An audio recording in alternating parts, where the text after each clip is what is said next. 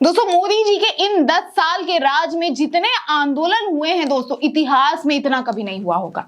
लेकिन इस बार भारत के पड़ोसी देश की जनता भी मोदी जी के खिलाफ एक साथ देश की जनता के साथ आंदोलन के लिए खड़ी हो गई है। कहते हैं कांग्रेस की सरकार को सत्ता से उखाड़ फेंकने वाला भी ये जनता का आंदोलन ही था, और एक बार फिर जनता आंदोलन पे उतर आई है, जिसका साफ मतलब है कि मोदी जी की कुर्सी भी अब खतरे में है। दोस्तों क्या है पूरा मामला बताएंगे इस वीडियो में, तो वीडियो को पूरा जरूर देखिएगा और देश नीति को सब्सक्राइब भी जरूर कर दें। नमस्कार, स्वागत है आपका देश नीति में।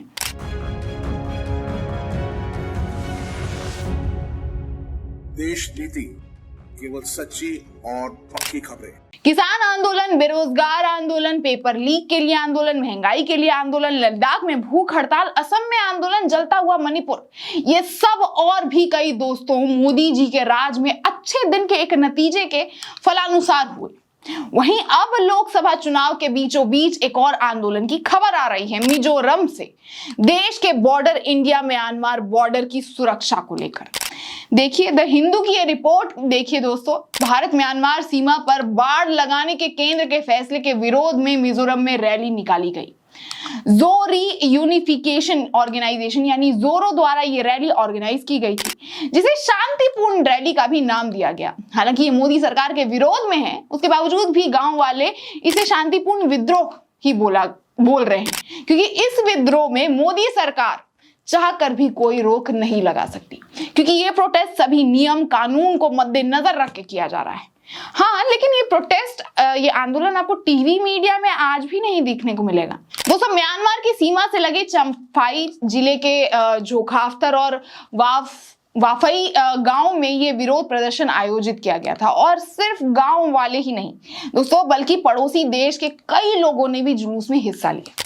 दोस्तों कितनी शर्मनाक बात है, एक जुलूस निकलता है, 7,000 लोग उस जुलूस में हिस्सा बनते हैं। जो खाफ्तर में भारत म्यांमार मैत्री द्वार पर लोगों ने एक दूसरे का अभिवादन करते हुए हाथ हिलाया और दोनों देशों के बीच फ्री मूवमेंट रिजाइम को समाप्त करने के लिए और अंतरराष्ट्रीय सीमा पर बाड़ लगाने के मोदी सरकार के निर्णय के खिलाफ खूब जोर जोर से नारे लगाए।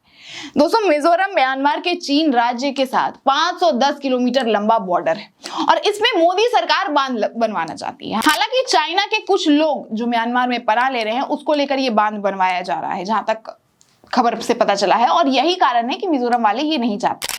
लेकिन रिपोर्ट की माने दोस्तों तो करीबन 34,000 लोग, चाइना के 34,000 लोग यहाँ देश में, हमारे देश में पनाह ले रहे हैं।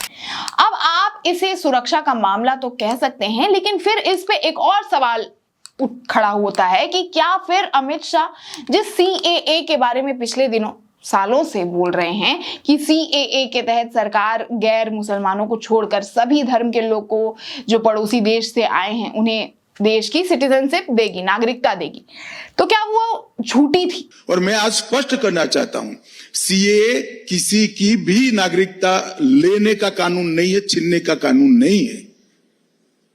इस देश की माइनॉरिटी को और विशेषकर मुस्लिम भाइयों को भड़काया जा रहा है। देश में किसी की भी नागरिकता CAA छीन ही नहीं सकता, क्योंकि कानून में प्रोविजन ही नहीं है। CAA जो शरणार्थी आए हैं पाकिस्तान और बांग्लादेश से धार्मिक प्रताड़ना के कारण, उनको नागरिकता देने का कानून है, और मैं मानता हूं इसमें किसी का विरोध। हाँ, अमित शाह ने उन देशों में चाइना का नाम नहीं लिया था, लेकिन माना जाता है कि वो कुछ लोग भी कई साल से यहाँ रुक रहे थे।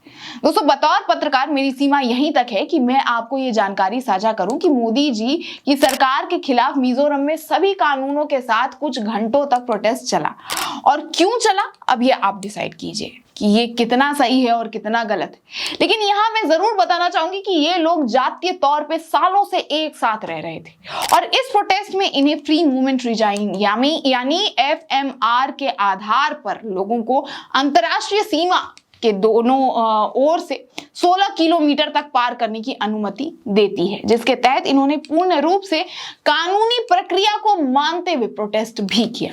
दोस्तों अपनी राय हमें कमेंट बॉक्स में जरूर बताना। आपको ये रिपोर्ट कैसी लगी, आपके हिसाब से ये कितना सही और कितना गलत है।